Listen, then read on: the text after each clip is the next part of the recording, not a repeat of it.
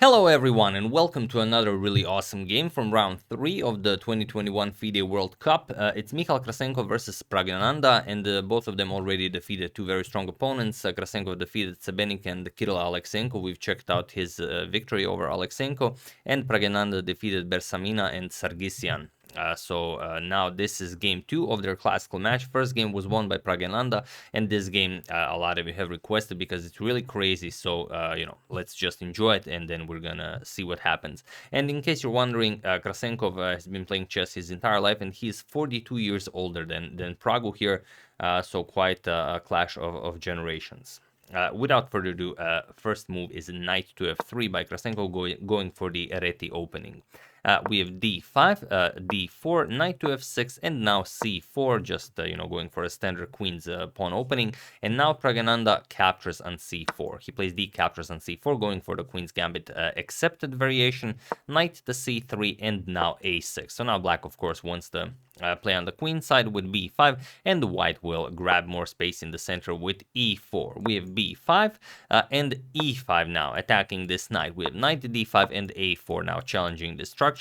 And now, usually in some variations, black will advance this pawn to b4, but not here. Here, black just plays e6, and now it's white's turn. And it seems like this is a free pawn, but it's not free. You already won a pawn. It's the queen's gambit accepted. So a captures on b5.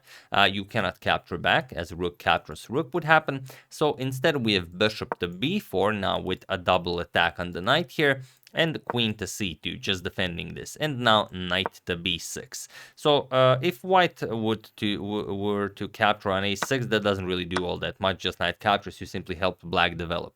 So instead we have queen to e4, attacking this rook here, and now Pragu just blocks with queen to d5. Now this has all been played before. Of course, the knight is pinned, you can grab the queen.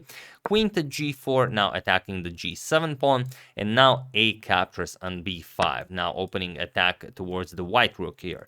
So here rook captures on a8, queen captures, and now queen captures on g7. Now again, this has all been played before more than once. We have bishop captures on c3 with check, b captures, and now queen to a1. This is the only good move for black, now attacking the bishop here and sacrificing the exchange. So Krasenkow grabs the rook with check. We have queen captures with on h8 with check, king to d7, and now there is one game in the database where king to d2 was played, where the bishop was defended, but here Krasenkow just plays bishop to e2. He allows queen captures on c1, and it is now, as of move 16, that we have a completely new game. So let's see how Pragu continues. Of course, he grabs the bishop. It comes with check. Queen captures on c1, bishop to d1 blocking. Queen captures on c3, and now not king to f1, but blocking check with the knight. King to f1 is a pretty it's a pretty bad move for white, because just queen d3 check and you can start advancing your pawn, and if you don't do this, and also your bishop is just hanging, so you could play some like king to e1, but then, like I said, you just advance the pawn. And if you block with the bishop, it's not much better, just queen to b1 check. Now you can block with the bishop, as you're going to lose it, so knight to e1, and now you just continue playing knight to c6, and it's a really tough position to handle for white. The passed pawn will march forward, and white's pieces are just terrible. The rook here doing nothing, the knight can't move, the bishop not really all that helpful. So instead, after queen captures on c3 check by Pragu, we have knight to d2, and now comes knight to c6. Continuing development, we have queen captures on h7, and now knight captures on d4. So what do you play here? Of course, we're going to grab the f-pawn with check, so queen captures on f7, king to c6, and now comes queen to f4. Krasenkow brings the queen back to help out with the defense, although one also might consider just starting to advance this past h-pawn. But okay, queen to f4. And now knight to d5, attacking the queen. We have queen to e4 now, not allowing this knight to move. So here, king to c5, unpinning. It's a question whether to unpin with king to c5 or king to b6. King to c5 is what Pragu chooses. King to b6 would have been more prudent.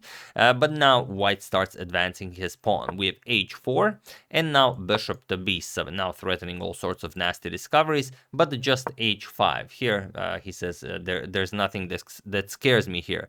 But now we have knight to b4, opening up an attack here towards the queen, and also threatening some very nasty checks here, but white doesn't care. White just castles and he hangs his queen entirely.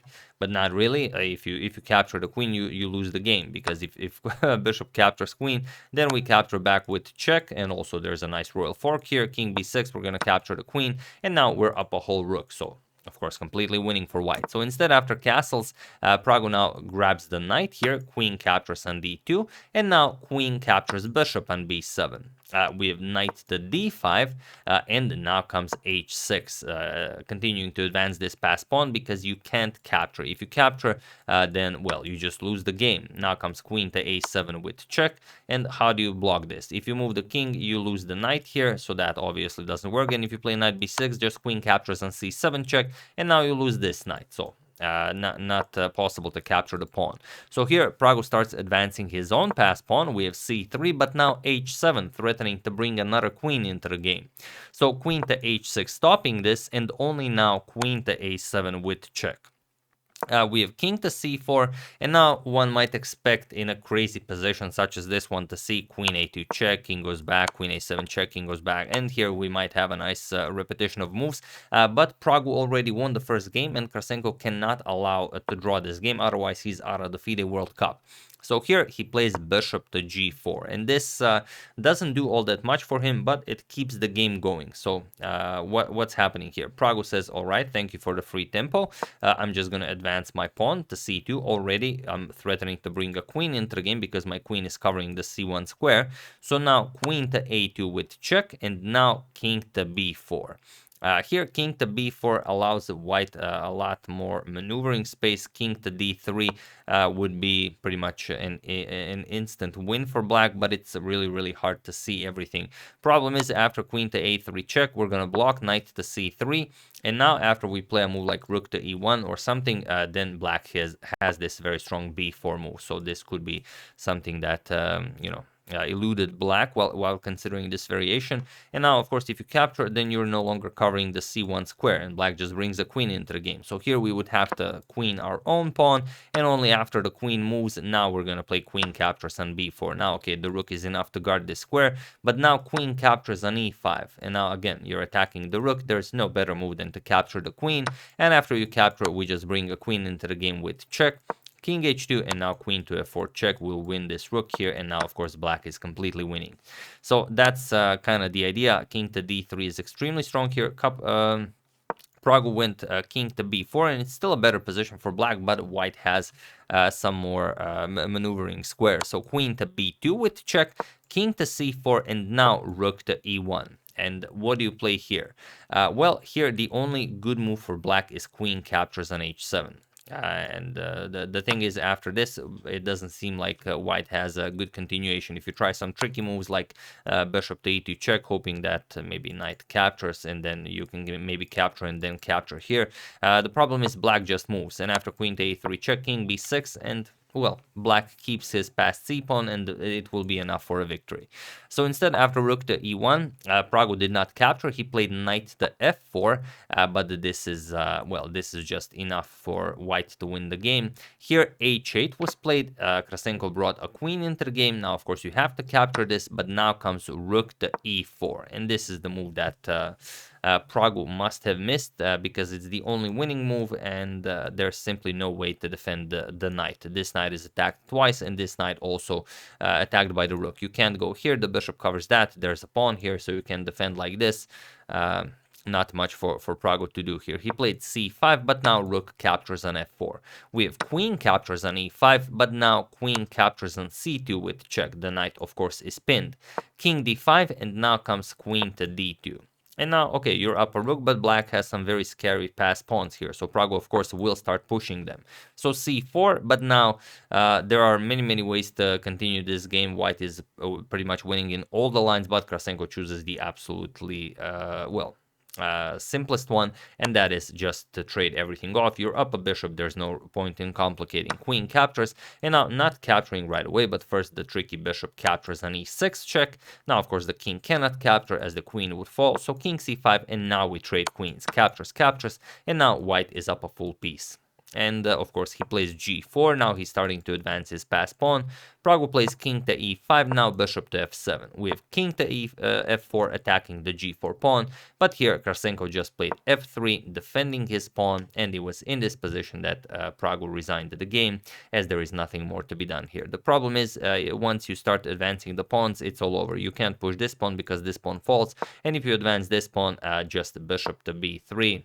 The only move, but it's quite sufficient, prevents this pawn from advancing, blocks this pawn, and that's it. You will either pick up this pawn and then we start advancing this pawn, or you'll have to move back with the king and then you allow our king into the game, and then it's just a very simple win. So very nicely done by the 42-year-old older gentleman Michal Krasenkow, who bounces back in the match, and we'll see what happens in the tiebreaks. Will Praggnanandhaa be able to win again, or will Krasenkow simply have a brilliant tournament? But like I said, he was once a member of the elite. He was once a top 10 player. In classical chess, and really playing outstanding chess, and really crazy chess now. At such an age, I think he's exactly as old as Garry Kasparov, but still, as you can see, very active and precise. But yeah, that's the game. Hope you guys enjoyed it, as so many of you have requested it. It was a very nice attacking game, so always am thankful when you guys suggest such games.